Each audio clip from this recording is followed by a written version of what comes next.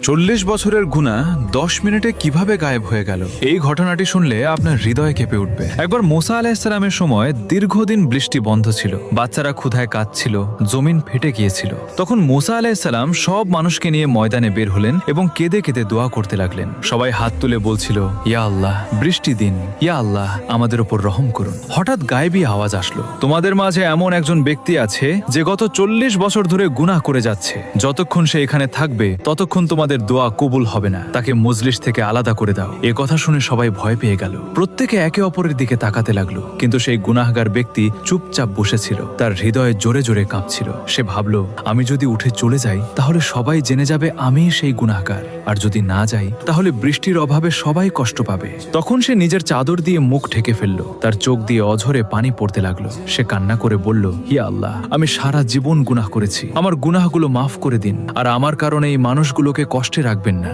এখনো সে তওবা শেষ করেনি, এমন সময় আকাশে মেঘ ঘনিয়ে আসলো, তীব্র বাতাস বইতে লাগলো এবং মুহূর্তের মধ্যেই প্রবল বৃষ্টি শুরু হয়ে গেল। তখন আল্লাহ তাআলার পক্ষ থেকে জবাব আসলো, যে গুনাহগারের কারণে বৃষ্টি বন্ধ ছিল তার তওবার কারণেই আজ আবার বৃষ্টি পাঠিয়েছি। তখন মুসা আলাইহিসসালাম বললেন, হে আল্লাহ, সে কে ছিল, আমাকে দেখিয়ে দিন। আল্লাহ তাআলা বললেন, যখন সে গুনাহ করছিল তখনও আমি তার গোপন বিষয় ঢেকে রেখেছি। আজ যখন সে তওবা করে আমার দিকে ফিরে এসেছে, তখন আমি তাকে কেন মানুষের সামনে অপমানিত করব?